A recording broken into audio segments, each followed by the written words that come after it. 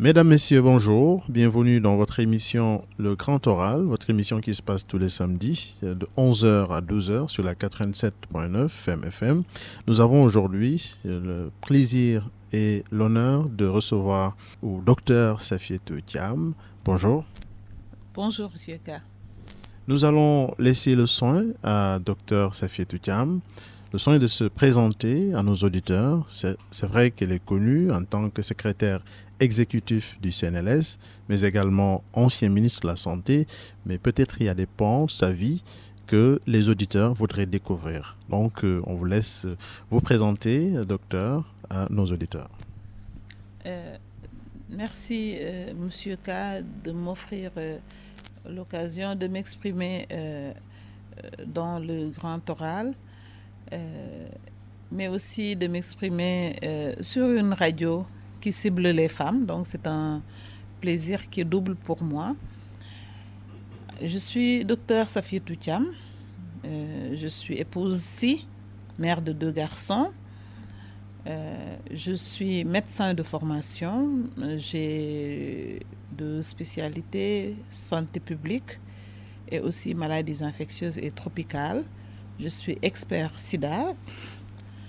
J'ai travaillé dans la recherche ici au Sénégal, mais également j'ai fait mes études à Thiès d'abord, pour le lycée, à l'université de Dakar, ensuite à l'Institut de médecine tropicale d'Anvers et à l'université Paris 6, où j'ai eu un diplôme de master dans les 2 instituts de master, d'abord en sciences biomédicales tropicales, contrôle des maladies, et aussi master en santé publique à Paris. Je suis un agent de la santé. J'ai travaillé pour mon pays pendant maintenant près de 20 ans que je travaille pour mon pays. J'ai fait dans le domaine du sida jusqu'en 2007, en avril 2007, où je suis rentrée dans le système des Nations Unies comme conseiller au niveau du PNUD, conseiller VIH du système des Nations Unies, au niveau du PNUD. Et en septembre 2007, la même année, donc 6 mois après, j'ai été appelée par mon pays pour servir à la station de ministre de la Santé. Et donc, je suis revenue et au bout en avril donc 2009, j'ai fini ma mission comme ministre de la Santé. Donc, j'ai recommencé à travailler comme expert santé, comme expert VIH, et j'ai fait des missions pour l'OMS, pour l'ONU-SIDA, pour le PNUD, dans différents domaines de la santé, également du VIH. Et donc, c'est justement lors de ces missions que je faisais au Mali que j'ai été appelée pour diriger le Conseil national de lutte contre le sida, donc que je dirige depuis février 2014. Très bien. Merci beaucoup, docteur Safietou Thiam. Nous allons parler de l'actualité. L'actualité, c'est la situation du secteur de la santé avec des événements qui se sont passés ces derniers temps. Nous n'allons pas les citer, mais nous allons faire dans les généralités, parler de façon générale du secteur de la santé que vous avez eu à diriger en tant que ministre. Qu'est-ce qui se passe avec la santé au Sénégal ? J'espère que la santé se porte bien au Sénégal. Maintenant, il faut comprendre qu'avec l'avènement le développement de la communication, l'avènement des réseaux sociaux, etc., les gens ont tendance à beaucoup utiliser et certainement parfois abuser de certaines informations. Il y a, c'est vrai, beaucoup de choses qui se passent. C'est pas seulement dans le système de santé, partout ailleurs.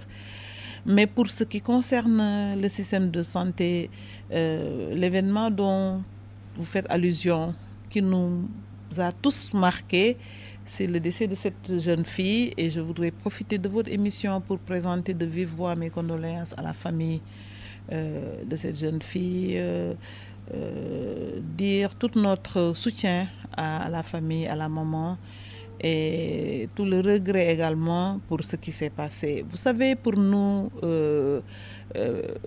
personnel de santé, on dit que nous devons toujours tout faire pour rendre les choses réversibles. Si je m'explique, c'est que nous devons toujours tout faire pour éviter la mort. Quand la mort vient, la mort c'est du domaine divin.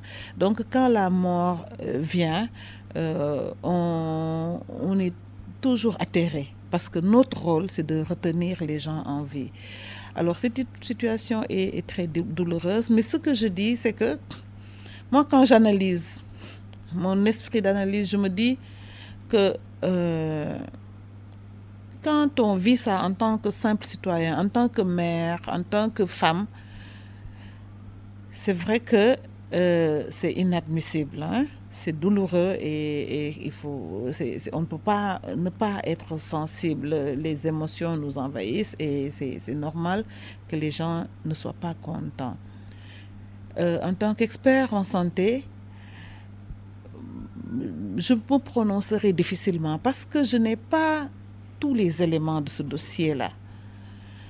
J'aurais pu en parler plus facilement si j'avais tous les éléments. Je dis toujours que moi, je me pose beaucoup de questions sur qu'est-ce qui s'est passé, etc. Et donc, c'est vraiment en ayant tous ces éléments que je pourrais dire vraiment qu'est-ce qui n'a pas fonctionné. Mais ce que je vois, c'est qu'il y a un problème d'organisation. Un problème d'organisation des soins, ça, nous le reconnaissons. Les urgences doivent être mieux gérées dans notre pays. Alors, quand je dis les urgences doivent être mieux gérées, c'est que aussi les professionnels qui ont en charge ces urgences-là doivent avoir tous les moyens dont ils ont besoin. Donc, c'est même frustrant pour un médecin, pour un chirurgien, pour un infirmier, de recevoir quelqu'un en urgence et de ne pas pouvoir répondre à son problème. Donc ça, c'est du côté matériel. Mais aussi, la gestion des urgences, ça doit même être une gestion institutionnelle. Une urgence ne doit pas être arrêtée par un gardien devant l'hôpital qui lui dit non, non, vous ne pouvez pas venir. C'est des choses parfois qui se passent parce que tout le monde n'a pas eu la formation pour recevoir des patients, recevoir des personnes en détresse. Et ce qu'il faut faire comprendre à ces gens-là, c'est qu'une personne qui vient à l'hôpital, il y a forcément un besoin. Il a exprimé le besoin, il faut l'écouter et l'orienter.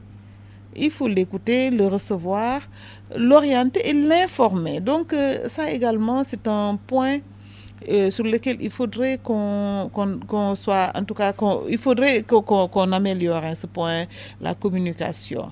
Souvent, on entend quelqu'un dire « Ah, moi, je suis allé voir le médecin, mais bon, il ne m'a pas expliqué ce que j'avais. » Je pense qu'il faut expliquer au patient ce qu'il a, l'expliquer au patient s'il est capable de l'entendre et de le comprendre, sinon l'expliquer à son accompagnant ou à son parent.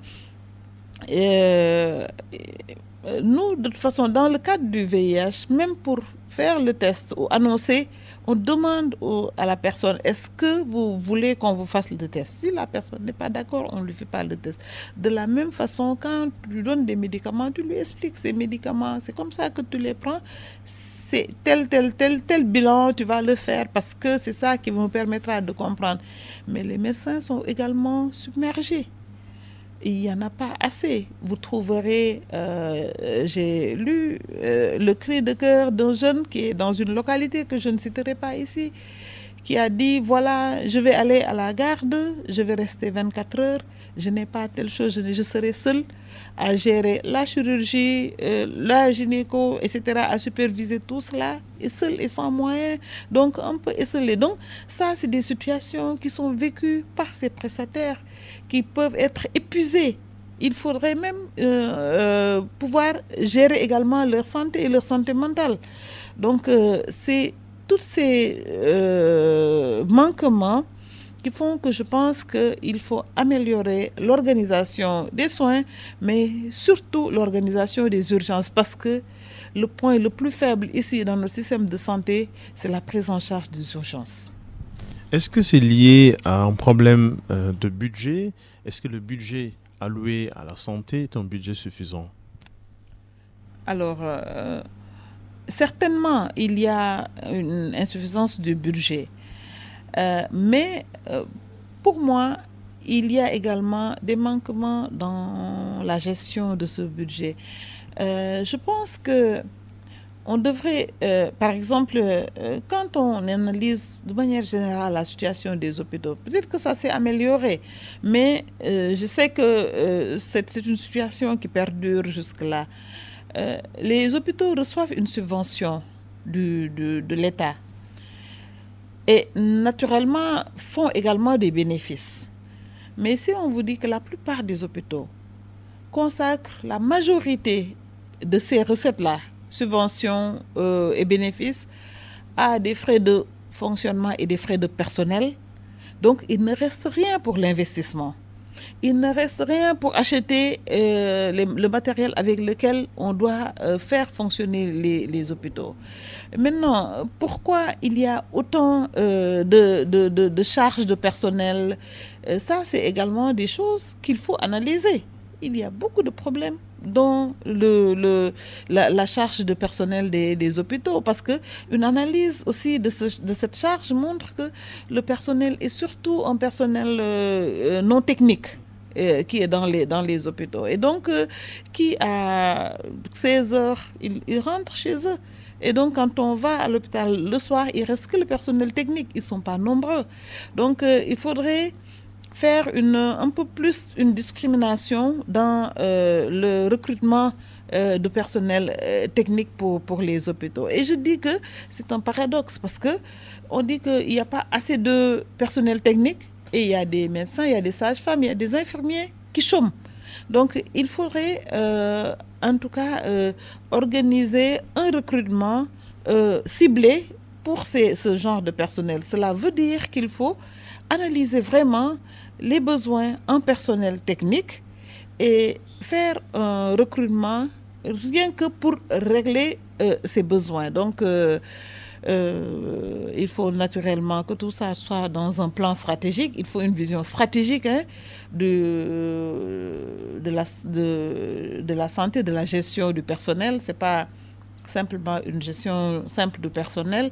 C'est un plan de développement des ressources humaines en santé qu'il faut développer et mettre en œuvre et le suivre et l'évaluer. Et vraiment, il faut avoir une vision claire de ce que nous voulons. On voit des pays comme le Cuba, ils vont faire un programme pour former beaucoup de médecins en même temps. Ici, moi je le disais quand j'étais ministre de la Santé, on peut sortir des bourses pour dire que chaque année, je sors une bourse pour former, par exemple, 10 gynécologues, et dans la promotion de gynécologues qui va sortir, c'est peut-être 2 qui vont sortir parce que les autres ont été recalés, etc. Alors que je pense qu'un professionnel qui a déjà un doctorat, mais on peut le former et à la fin lui donner les diplômes pour qu'il puisse exercer. Et donc, en tout cas, il y a quelque chose à faire pour régler ce problème de personnel qui est récurrent, qui revient régulièrement, malgré tous les efforts qui sont faits au niveau de l'État. Vous avez évoqué les problèmes que rencontre le personnel de la santé, mais il y a souvent des accusations qui reviennent vis-à-vis de ce personnel sanitaire. C'est qu'il y a quand même une certaine déshumanisation de ce personnel-là à cause de l'argent. D'ailleurs, on les accuse souvent de faire de la concurrence déloyale en orientant certains malades dans des structures privées. Qu'en est-il?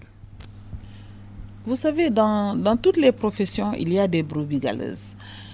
Alors, on ne peut pas dire que ça n'existe pas. Il y a certaines personnes, certainement, qui sont comme ça. Mais moi, ça me désole de devoir opposer les populations au personnel de santé. Les populations ont besoin de ces personnels de santé. Et il faut le comprendre comme ça. faut reconnaître qu'il y a aujourd'hui un problème de confiance qui se pose entre le personnel. C'est dommage que ce problème se pose. Parce qu'à côté de ces brebis galeuses, il y a aussi d'autres professionnels qui font consciencieusement leur travail. Moi, je voudrais juste qu'on mette l'action pas sur ceux qui ne font pas leur travail. Ça existe, on ne le nie pas.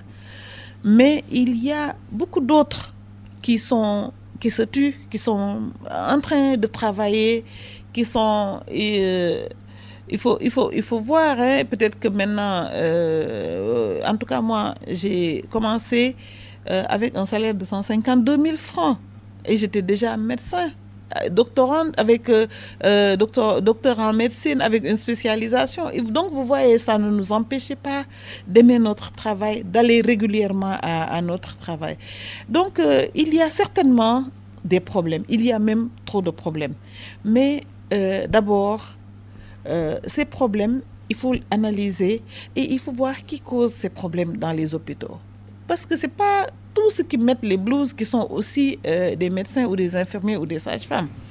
Il y a tout genre de personnes au niveau des hôpitaux. Donc c'est cela qu'il faut régler. Il faut certainement aussi un code vestimentaire pour permettre aux patients de savoir qui est qui. Le patient vous dit, docteur B, c'est le docteur qui m'a prescrit tel, ou c'est le docteur qui m'a dit de faire ça, ou c'est le docteur qui m'a chassé. Moi, je verrais mal un médecin chasser un patient, parce qu'il n'est pas formé comme ça. Mais avant de rencontrer celui qui doit te soigner, il y a beaucoup d'obstacles et de barrières qu'il faudrait certainement lever en formant ces personnes par qui il faudrait certainement que les malades passent. Donc, le fait de demander de l'argent, moi je suis convaincue que les soignants ne doivent pas demander de l'argent. Il y a un service financier, un service de gestion financière qui organise l'argent de l'hôpital. C'est ce service qui doit s'occuper de l'argent. Quand un patient est devant un médecin, normalement, le médecin ne doit pas parler d'argent parce que ça fausse déjà la relation patient-médecin. Donc, il faut organiser de sorte que le médecin ne se mêle pas des factures des patients. Maintenant, une solution, moi je pense, c'est il faudrait qu'on arrive à ce que les gens ici aient une mutuelle de santé ou une assurance universelle qui permet aux patients, quand ils arrivent à l'hôpital, que le médecin sache que, quelle que soit la prise en charge, il y a un tiers qui va payer. Donc ce tiers-là, c'est une assurance. Parce que quand tu vas dans une clinique, tu dis j'ai telle assurance, tu montes ta carte d'assurance, mais le problème est réglé. On ne te demande plus rien parce qu'on sait qu'il y a quelqu'un qui va payer. Donc c'est ça également le rôle que la CMU devrait jouer, qu'il y ait une assurance de base pour les personnes qui adhèrent à la CMU. Et dès que ces personnes arrivent dans une structure de santé, le personnel technique ne pose pas la question dès que vous êtes reçu à l'accueil avec votre carte de mutuelle, votre carte de CMU ou n'importe carte Sésame, ça dépend du type de couverture que vous avez. Dès que vous montrez votre carte et que vous êtes admis en salle d'attente, après, personne ne vous parle plus d'argent. Après, c'est des services de facturation qui vont s'occuper maintenant de vous faire payer ce que vous devez payer, ce que vous devez payer, et que ces services-là vont se faire rembourser par le tiers qui doit payer pour vous. Donc, il faut qu'on arrive il faut qu'on arrive en tout cas à bien matérialiser cela pour régler définitivement les questions d'argent au niveau de l'hôpital. Il y a aussi un autre problème parce que si le personnel de la santé a de quoi, c'est-à-dire il y a des choses qui ne vont pas chez ce personnel de la santé, du côté de la population également, il y a un problème comportemental qui se pose. Qu'est-ce qu'il faut aujourd'hui pour sensibiliser ou bien, je dirais peut-être éduquer cette population-là pour qu'elle ait un bon comportement, pourquoi même ne pas aller à l'hôpital, parce que pour aller à l'hôpital, il faut tomber malade et donc éviter un certain nombre de comportements qui poussent les gens, parce qu'on a l'impression qu'il y a certaines maladies qui peuvent quand même être évitées par rapport au comportement. Vous touchez du doigt une question qui est même d'actualité parce que l'approche de la santé globale, elle est multisectorielle. Ce n'est pas seulement le secteur de la santé qui doit le régler. Vous avez parlé du secteur d'éducation. C'est vrai, quand les personnes sont éduquées, elles s'organisent, comme je le dis souvent, pour être en bonne santé. Elles s'organisent pour gérer leur environnement. Elles s'organisent pour même participer au développement de leur pays. Donc la question essentielle, c'est l'éducation. Donc il faut mettre le focus sur l'éducation des populations. Maintenant, les problèmes de comportement, c'est aussi des problèmes de citoyenneté. Alors, il faut très certainement une éducation citoyenne qu'il faut. Moi, je ne désespère pas. Je pense qu'il faut introduire cette éducation dans l'enseignement, que les enfants comprennent que quand on vient quelque part, on ne peut pas venir passer devant tout le monde. Il faut peut-être attendre son tour. Mais attendre son tour, c'est pas demander juste quand mon moudjé et puis après régler tes problèmes et venir encore repasser devant des gens qui ont attendu des heures. Il faut pas jeter des ordures dans la rue. Donc il y a un comportement citoyen que nous devons avoir.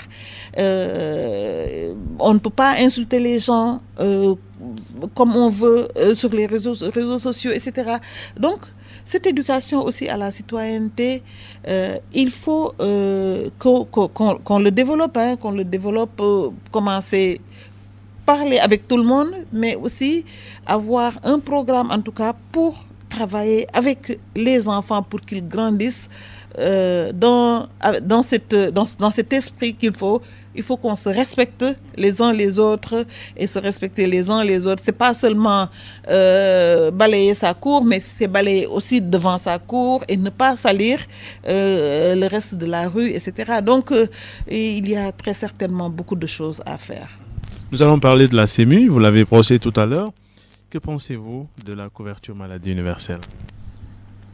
Alors, moi, je pense que c'est une politique d'abord très ambitieuse, très généreuse. Et je pense également que c'est la clé pour régler les problèmes de la santé et du système de la santé. Mais il faut comprendre la couverture maladie universelle. La couverture maladie universelle, ce n'est pas la couverture médicale universelle. Et la couverture maladie universelle, c'est une comme je l'expliquais, c'est comme si les gens se cotisent pour faire face à leurs problèmes de santé. Bien entendu, l'État va payer pour ceux qui n'ont pas les moyens. Donc, il faut, pour adhérer à une mutuelle ou à un système d'assurance où tu cotises. Tu cotises un montant et c'est en mutualisant toutes ces cotisations qu'on paye la demande en santé.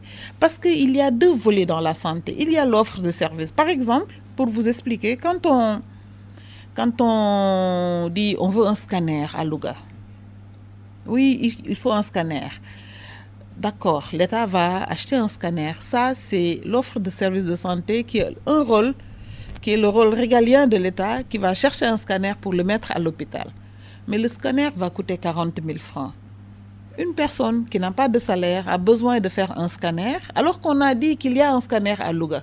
Comment il va accéder à ce scanner-là? Donc pour lui, c'est comme s'il n'y a pas de scanner parce qu'il n'a pas les moyens de payer les 40 000 francs. Mais s'il a une couverture maladie universelle, c'est cette couverture qui prend en charge ou bien les 100% ou 80% ou 60% et ça dépend. Et lui, il n'aura qu'à aller chercher les 2 000 francs pour couvrir le reste. Donc c'est ça en fait la couverture maladie universelle. Et aujourd'hui, on devrait avoir une couverture de base qui fait que tous les Sénégalais, vous, moi, tous, on a notre carte de CMU. Et puis après, on cherche des assurances complémentaires. Par exemple, si je veux maintenant être en première classe dans telle clinique, il faut une assurance complémentaire parce que la couverture de base va couvrir jusque-là. Il y a aujourd'hui beaucoup de politiques de gratuité. Mais l'application pose problème. On dit la césarienne est gratuite au Sénégal. Mais bon, la réalité est poser la question, est-ce que c'est gratuit partout ? quand on dit que les soins sont gratuits pour les enfants, etc., de moins de 5 ans, il y a des enfants qui peuvent payer. Moi, mes enfants, je n'ai pas besoin de CMU pour les faire soigner. Donc, je peux payer, mais les autres qui ne peuvent pas payer, l'État va payer pour eux. Les personnes âgées également, le plan Sésame. Donc, mais il faut mettre tout ça ensemble dans le cadre d'un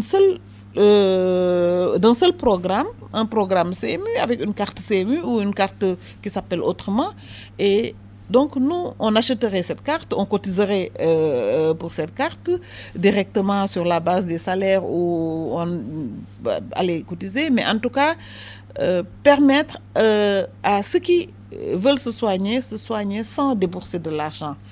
Et un autre problème, c'est que la CMU couvre des besoins qui sont les plus faciles à régler. Si la CMU prend en charge le palu, le traitement du palu ne coûte pas cher, etc. Donc, c'est des besoins qui ne sont pas chers. Vous savez que ce n'est pas ça qui pose le problème. Ce qui pose problème, c'est les événements de santé qui coûtent cher. Une personne qui a un cancer du sein, qui doit être traité, son traitement coûte 3 millions, mais les gens n'ont pas les moyens de payer cela. On fait des quêtes régalement. Je l'entends dans les radios. On dit, est-ce que vous pouvez cotiser pour bébé tel qui doit subir une intervention? S'il y a une bonne politique d'assurance santé, c'est ces tiers-là qui vont payer pour bébé. Et maintenant, s'il faut rembourser, on verra si c'est l'État qui rembourse ou c'est une assurance qui rembourse ou c'est une mutuelle qui rembourse. Donc, moi, c'est comme ça que je perçois la CMU et je pense que si on parvient à réaliser cela, je vous assure, dans les pays où on ne paye pas directement les soins, on a une meilleure qualité de soins.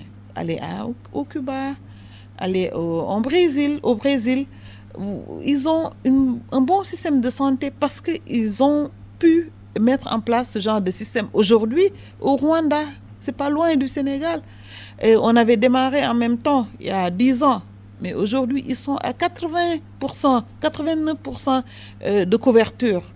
Et donc, ça, il faut qu'on parvienne vraiment à suivre ces exemples. C'est vrai que beaucoup de pays ne l'ont pas réussi. En France, ils l'ont, la couverture maladie universelle, mais c'est leur politique, ils ont les moyens. Les États-Unis ne l'ont pas.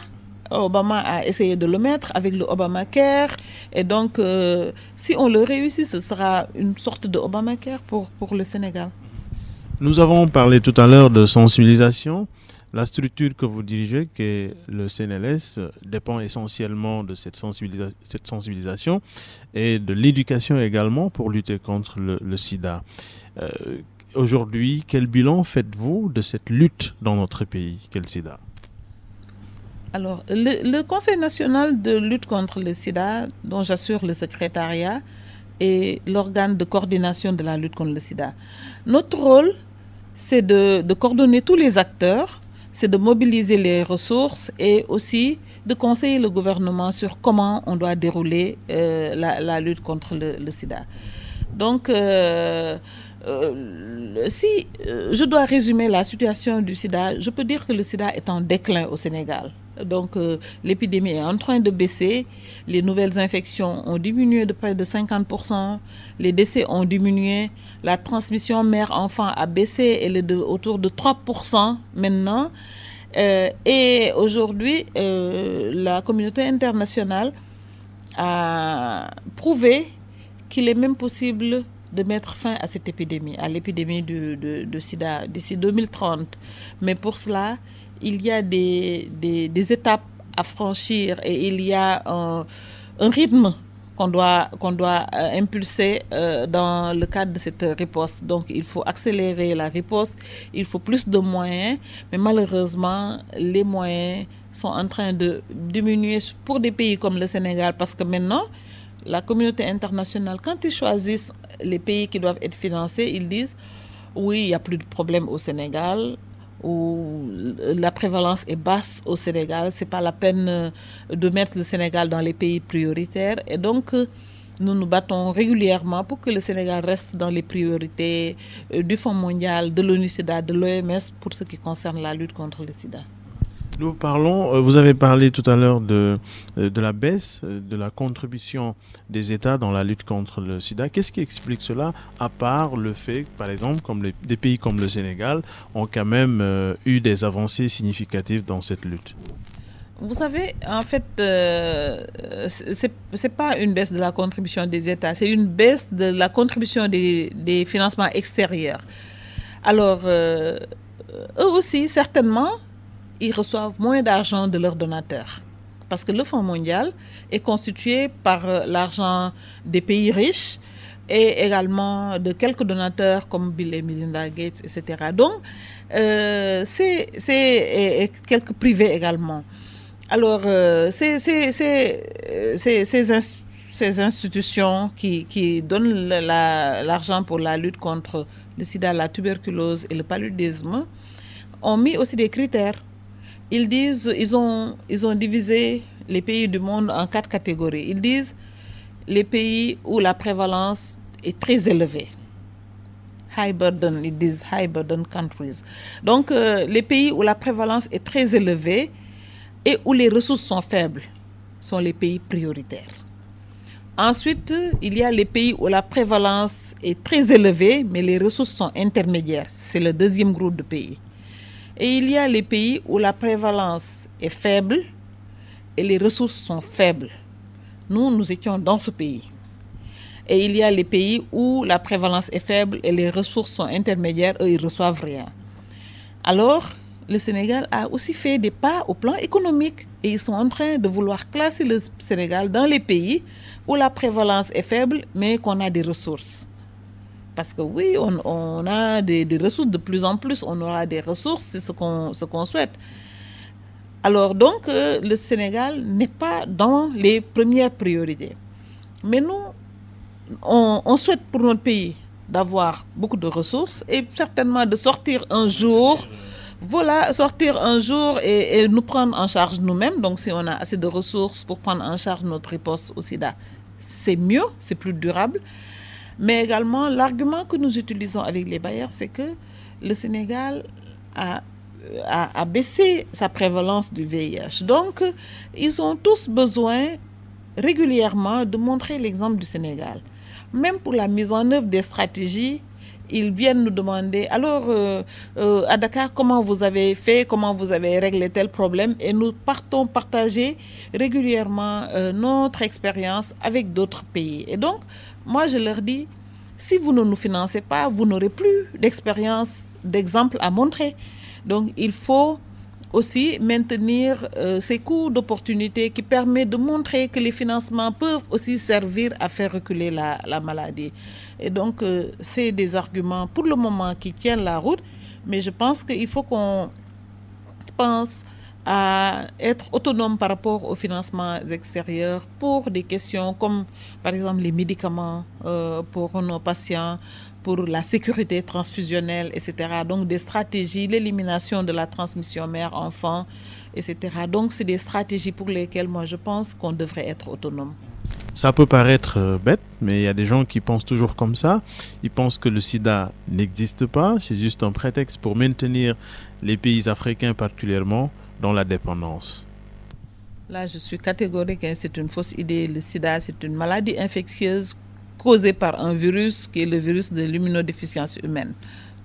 Donc, et c'est prouvé et c'est dommage d'entendre cela parce qu'il y a au Sénégal 41 000 personnes qui vivent avec le virus du sida. Il y a des gens qui sont malades du sida. Il y a beaucoup de gens qui sont morts du sida.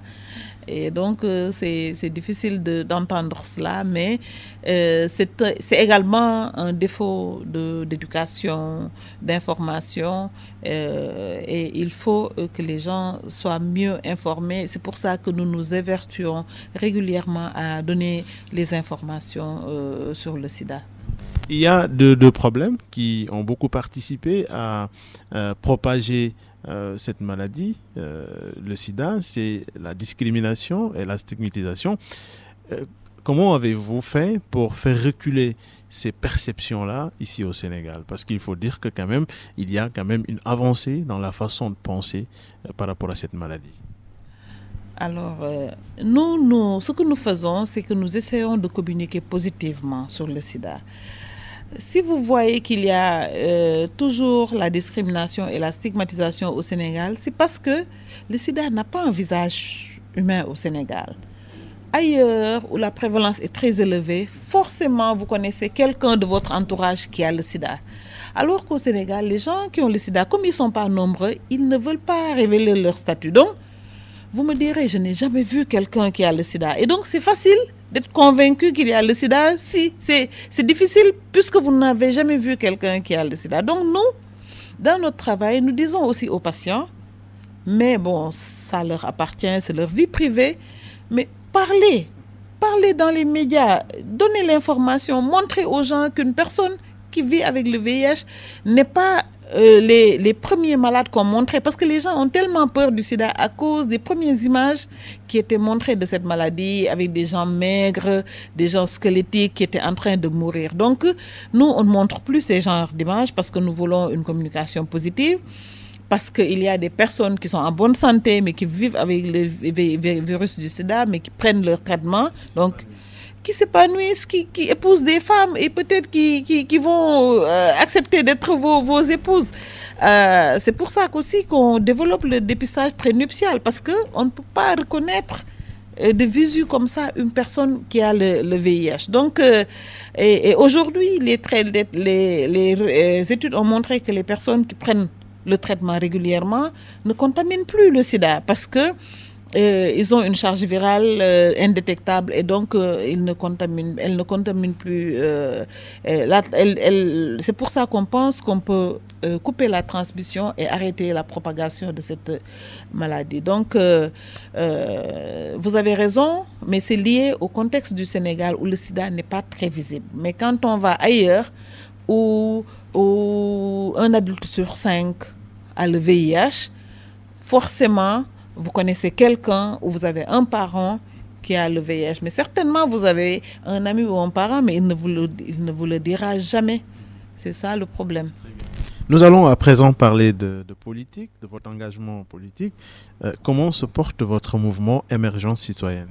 Présence citoyenne. Présence citoyenne. Alors, Présence citoyenne est en train de grandir doucement. Donc, c'est un mouvement citoyen que j'ai lancé à partir de Thiès, mais j'ai l'ambition d'en faire un mouvement national.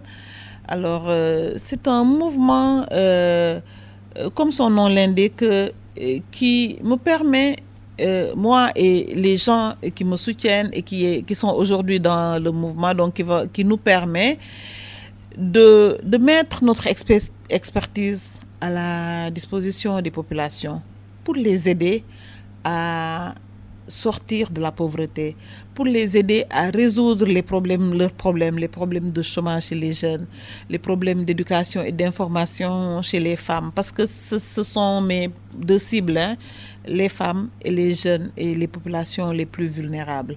Donc le mouvement se porte bien, nous avons quelques activités, nous n'avons pas encore assez de recul, mais nous avons nos activités sur le terrain. C'est un mouvement, il faut aussi le préciser, pour soutenir la politique du président Macky Sall, pour soutenir la mise en œuvre du plan Sénégal émergent, surtout au niveau de Thiès où nous avons démarré ce mouvement, faire en sorte que Thiès puisse capter les ressources et toutes les possibilités et opportunités qu'offre le plan Sénégal émergent, en sensibilisant, en cherchant de petits projets, en cherchant des formations pour les populations, parce que localement, les populations sont un peu désœuvrées, les jeunes sont au chômage, et donc c'est juste apporter notre pierre à l'édifice de construction de la cité qu'est Thiès. Vous militez dans une ville considérée comme une ville rebelle, où il est très difficile de faire de la politique. Comment avez-vous fait pour vous intégrer? J'ai pas besoin d'intégration parce que moi-même je suis de Thiès. J'ai grandi à... Mais sur le plan politique? Alors, sur le plan politique, c'est encore très timide. Alors, je ne sais pas si je vais militer à Thiès ou je vais militer à Dakar, parce que je suis née à Dakar également et j'ai fait beaucoup, mes études depuis 19 ans. Donc, depuis la fac de médecine, je suis à Dakar et je suis née à Fanok. Donc, je suis en train de réfléchir, hein, mais à Thiès, ce n'est pas facile, vous le dites, ce n'est pas une ville facile. J'ai l'avantage d'avoir grandi à Thiès en ayant un œil parfois en ayant un recul pour analyser, et je peux vous confirmer que les choses ne peuvent pas être faciles ni pour moi ni pour quelqu'un d'autre à Thiès. C'est une population assez complexe, mais c'est une population qu'il faut comprendre parce que comme vous dites toujours, ville rebelle, c'est des waa Thiès ay bañkat lañu. Moi, le discours que je leur porte, comme je fais partie d'eux, et ils peuvent écouter mon discours, c'est que c'est en train de trop nous coller à la peau. C'est en train de trop coller à la peau des Thiessois et des Thiès. Il faudrait aussi qu'on mette en avant les avantages pour notre ville. Il faut qu'on mette en avant l'intérêt national, l'intérêt de la cité. Plus que des orgueils. Vraiment, on ne gagne rien à être les rebelles, à être ceux qui ne sont jamais d'accord avec aucun pouvoir. Si nous voulons développer nos pays, nous ne pouvons pas inventer des ressources ou des moyens en dehors des ressources qui existent dans le pays. Donc, ce que nous pouvons, c'est avec les enfants de Thiès, il y a beaucoup de cadres thiessois qui veulent s'engager avec moi pour aider la ville. Nous avons même un programme pour faire sponsoriser les jeunes. Un cadre qui a réussi, qui sponsorise un jeune pour lui payer ses études ou pour l'aider, lui trouver un stage, voilà, un tutorat. Donc c'est un programme que j'aimerais bien développer parce que je connais tellement de cadres, mais tous mes promotionnaires, mes grands frères, mes jeunes frères qui ont réussi, qui travaillent ici, qui travaillent dans d'autres régions ou à l'extérieur du pays et qui sont prêts à faire cela. Donc il faudrait qu'on sorte nous aussi à Thiès de cet orgueil mal placé, donc de rebelles, nous sommes contre, nous attendons quelqu'un qui ne viendra jamais, etc. Donc il faudrait vraiment qu'il y ait ce changement dans la mentalité des gens, et c'est ce que moi en tout cas je leur dis.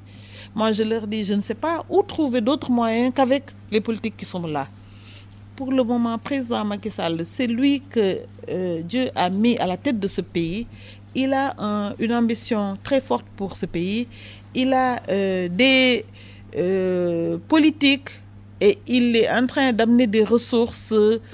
Il ne faut pas que Thiès rate vraiment ce tournant de l'histoire. Et donc, nous espérons que ça va entrer dans les consciences et que Thiès deviendra moins rebelle et que les gens se mettront aussi à travailler pour l'intérêt de leur ville plutôt que pour des considérations plutôt liées à l'histoire.